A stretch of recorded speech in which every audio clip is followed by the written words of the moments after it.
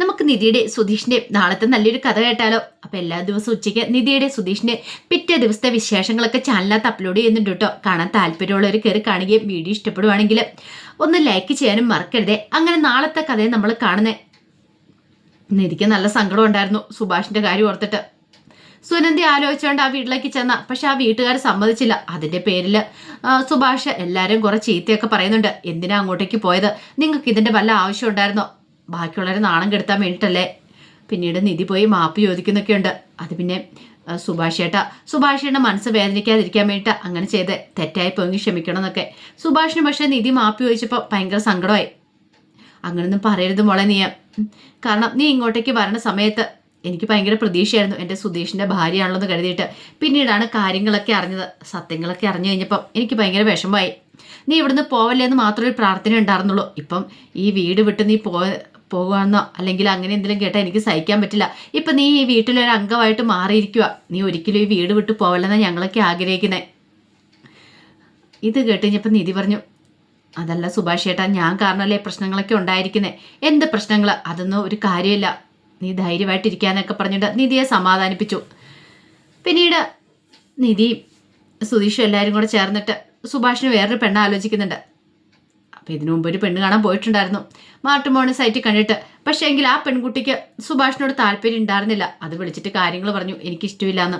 അത് സുഭാഷിനോട് എല്ലാവർക്കും പറയാനായിട്ടൊരു മടിയുണ്ടായിരുന്നു. പറഞ്ഞു കഴിഞ്ഞിട്ടുണ്ടെങ്കിൽ എങ്ങനെയായിരിക്കും? സുഭാഷിന്റെ സങ്കടം വരത്തില്ലേ? അവൾക്ക് സുഭാഷിനെ ഇഷ്ടപ്പെട്ടില്ലെന്ന് പറഞ്ഞിട്ടുണ്ടെങ്കിൽ ഒടുവിൽ സുധീഷ് തന്നെ സുഭാഷിനോട് കാര്യം പറയണം. സുഭാഷ് ചേട്ടാ, നമുക്ക് വേറൊരു പെണ്ണ് കാണാൻ പോവാം. ആ പെണ്ണ് സെറ്റ് ആവില്ല എന്ന് പറഞ്ഞു. അപ്പോഴേക്ക് സുഭാഷ് പറഞ്ഞു, അതിനെന്താ?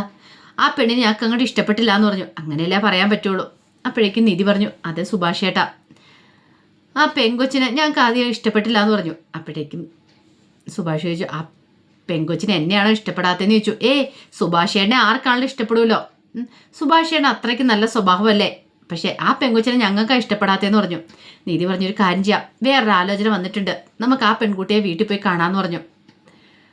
പക്ഷെ അതിന് യെസ്സോ നോയോ ഒന്നും സുഭാഷ് പറഞ്ഞില്ല. സുഭാഷ് ഒന്നും മിണ്ടാതെ അങ്ങോട്ട് അകത്തേക്ക് കയറിപ്പോയി.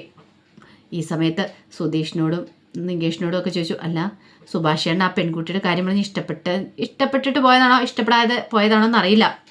ഒരു പക്ഷേങ്കിൽ ഇനി സുഭാഷ് ചേട്ടൻ ആ പെൺകുട്ടിയെ കാണാൻ പോകാതിരിക്കുവോ? ഇത് കേട്ട് ഇനിയിപ്പോൾ ഹരീഷ് പറഞ്ഞു, ചിലപ്പോൾ അങ്ങനെ ചാൻസ് ഉണ്ട്. സുഭാഷ് ചേട്ടൻ്റെ മനസ്സിൽ എന്താണെന്ന് അറിയില്ല. നീതി പറഞ്ഞു, നമുക്ക് സംസാരിക്കാം. നാളെ എങ്ങനെയാണെങ്കിലും സുഭാഷ് ചേട്ടനെ കൂട്ടിക്കൊണ്ട് ആ പെൺകുട്ടിയെ കാണാനായിട്ട് പോകണം. ഇതിനു മുമ്പ് മറ്റേ പെൺകുട്ടി എന്തായാലും ഇഷ്ടമില്ല എന്നൊക്കെ പറഞ്ഞില്ലേ? പക്ഷെ ഇതങ്ങനെ ആയിരിക്കില്ലെന്ന് പറഞ്ഞു. ഹരീഷ് പറഞ്ഞു, നമുക്ക് ട്രൈ ചെയ്യാനല്ലേ പറ്റുള്ളൂ.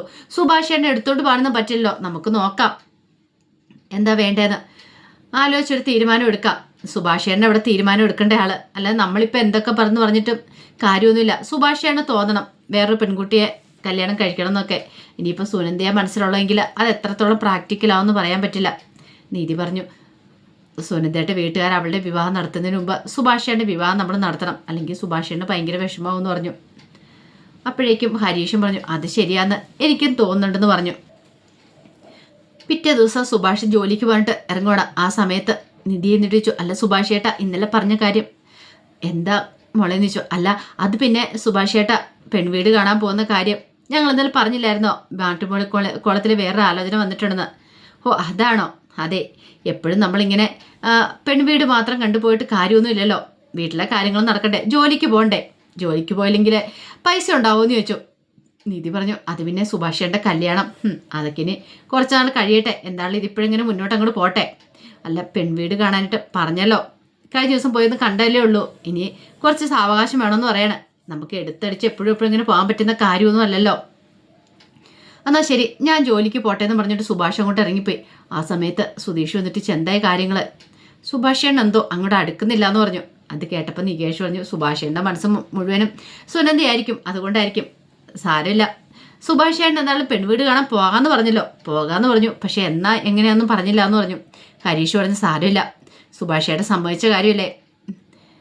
സുധീഷ് പറഞ്ഞു, ഇതുപോലെ കുറേ ആലോചനകൾ സുഭാഷ് ചേട്ടൻ വന്നിട്ടുണ്ട്. സുഭാഷ് ചേട്ടൻ പോയി കണ്ടിട്ടുണ്ട്, അവസാനം മടുത്തു, അതുകൊണ്ടായിരിക്കും ഇങ്ങനെയൊക്കെ എന്ന് പറഞ്ഞു. അത് കേട്ടപ്പോൾ നികേഷും പറഞ്ഞു, അതെനിക്കും തോന്നുന്നുണ്ട്. പാവ സുഭാഷ് ചേട്ടൻ ഒരു പക്ഷേങ്കിൽ സുഭാഷേട്ടൻ്റെ പ്രതീക്ഷ ഉണ്ടായിരിക്കും ഇന്നല്ലെങ്കിൽ നാളെ കല്യാണം നടക്കുന്ന. പക്ഷേ ഇപ്പോൾ വന്നു ഓരോ ദിവസം ഓരോ ആലോചനകൾ ഇങ്ങോട്ട് വരുമ്പോഴത്തേനും ഉള്ള പ്രതീക്ഷകൾ മുഴുവൻ പോയിക്കൊണ്ടിരിക്കുമല്ലേ. നിധി പറഞ്ഞു വിഷമിക്കേണ്ട, ഉറപ്പായിട്ട് നമ്മൾ സുഭാഷേട്ടൻ്റെ കല്യാണം നടത്തും. സുധീഷ് പറഞ്ഞു അതെ, ആ സുനിതയുടെ കല്യാണത്തിന് മുമ്പ് തന്നെ സുഭാഷേട്ടൻ്റെ കല്യാണം നടത്തണം, എങ്കിൽ മാത്രം ഒരു സമാധാനം ആവത്തുള്ളൂ എന്ന് പറഞ്ഞു. അങ്ങനെ അവർ ചില തീരുമാനങ്ങളൊക്കെ എടുക്കുകയാണ്.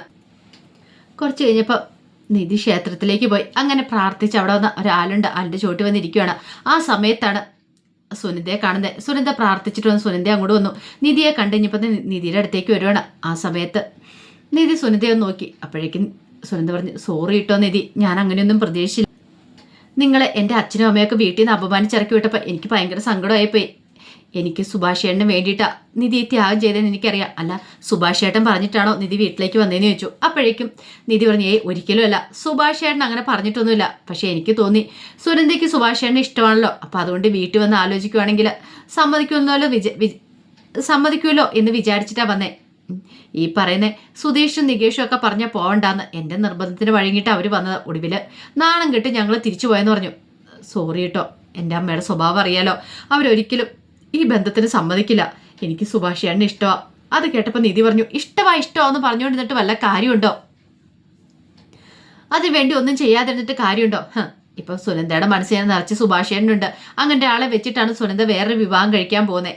അത് എത്രമാത്രം സക്സസ് ആവുമെന്ന് എനിക്കറിയില്ല. ഞാൻ പറയാനുള്ളത് പറഞ്ഞു. അത് കേട്ടപ്പോൾ സുനന്ദ പറഞ്ഞു എനിക്കും അതറിയാം, പക്ഷെ എന്ത് ചെയ്യാൻ പറ്റും, എൻ്റെ അച്ഛൻ്റെ അമ്മയുടെ ഒക്കെ കാര്യം ഓർത്ത് ചെയ്യുമ്പോൾ എനിക്ക് സഹിക്കുന്നില്ല. അല്ല സുനിത തന്നെയാണ് ക്ഷേത്രത്തിലേക്ക് വന്നേ, ക്ഷേത്രത്തിലേക്ക് സുനിതയെ വിടുവോ എന്നൊക്കെ ചോദിച്ചു. ക്ഷേത്രത്തിൽ വരുന്നതിന് എനിക്ക് വിലക്കൊന്നുമില്ല, അമ്മയുണ്ട്, അതേ അവിടെ നിൽക്കുന്നുണ്ട്, ഞാനങ്ങ് ചെല്ലട്ടെ. അല്ല എന്നെ കണ്ടില്ലെങ്കിൽ ഞാനിവിടെ സംസാരിച്ചിരിക്കുകയെന്ന് പറഞ്ഞാൽ അത് വലിയ പ്രശ്നമാവെന്ന് പറഞ്ഞു. അങ്ങനെ സുനന്ദ ലളിതയുടെ അടുത്തേക്ക് പോയി. ഇത്തിരി കഴിഞ്ഞപ്പോൾ പ്രാർത്ഥനയെല്ലാം കഴിഞ്ഞ് അവർ തിരികെ പനയിലവിടെ വരുമ്പം നിധി ആ സമയത്ത് അവിടെ ഇരിക്കുന്നുണ്ട്. അപ്പോഴേക്കും നിധിയെ കണ്ടു കഴിഞ്ഞപ്പോൾ ലളിതയ്ക്ക് ഒട്ടും സഹിച്ചില്ല. ലളിത അങ്ങോട്ട് ചെന്നു. എന്നിട്ട് ചോദിച്ചു എന്തിനാണ് നീ ഇങ്ങോട്ടേക്ക് വന്നേ, എൻ്റെ മോളെ കണ്ട് സംസാരിക്കാനാണോ വന്നേന്ന് ചോദിച്ചു. ഇത് കേട്ടപ്പോൾ നിധി പറഞ്ഞു ഇതേ അനാവശ്യം പറയരുത്. എടി എന്താടി അനാവശ്യം പറഞ്ഞ്, സത്യമല്ലേ എൻ്റെ മോളെ കാണാൻ വേണ്ടി നീ വന്നല്ലേന്ന് ചോദിച്ചു. അത് കേട്ടിഞ്ഞപ്പം നിധി ചാടിയും കൂടി എഴുന്നേറ്റു. എന്നിട്ട് പറഞ്ഞു നിങ്ങളുടെ മോളെ കാണാനൊന്നും അല്ല ഞാൻ വന്നേ, ഞാൻ ക്ഷേത്രത്തിലേക്ക് വന്നിട്ടുണ്ടെങ്കിൽ അത് ഭഗവാനെ തൊഴുത് പ്രാർത്ഥിക്കാനാ. എന്താ നിങ്ങളുടെ മോളെന്താ വല്ല ഭഗവതിയോ മറ്റോ ആണോ എന്നൊക്കെ ചോദിച്ചു. കുറേ ചീത്ത പറഞ്ഞു. അത് കേട്ടിഞ്ഞപ്പോൾ ലളിത പറഞ്ഞു നീ കൂടുതലൊന്നും ആളാവണ്ട. അതെ ഞാൻ കൂടുതൽ ആളാകും, ഞാൻ നിങ്ങളുടെ വീട്ടുമുറ്റത്തേക്കൊന്നും അല്ല വന്നേ, ഞാൻ ക്ഷേത്രത്തിലേക്ക് വന്നേ. നിങ്ങളുടെ വീട്ടുമുറ്റത്തേക്ക് വന്നാൽ മാത്രം നിങ്ങൾ പറഞ്ഞാൽ മതി. ഇത് കേട്ടപ്പോൾ ലളിത പറഞ്ഞു അറിയാടി, വീട്ടിൽ കയറി വന്നപ്പോൾ ആട്ടി ഇറക്കിയാൽ ദേഷ്യമല്ലേ? ആട്ടി ഇറക്കിയാൽ ദേഷ്യമോ? നിങ്ങളുടെ മകളുടെ നന്മയെ കരുതിയിട്ട് ഞാൻ ഓരോ കാര്യങ്ങളൊക്കെ പറഞ്ഞ് അത് നിങ്ങൾക്ക് പറ്റില്ല. പിന്നെ ഞങ്ങൾ എന്തിനിപ്പം അതിനെക്കുറിച്ച് ചിന്തിക്കണമെന്ന് ചോദിച്ചു.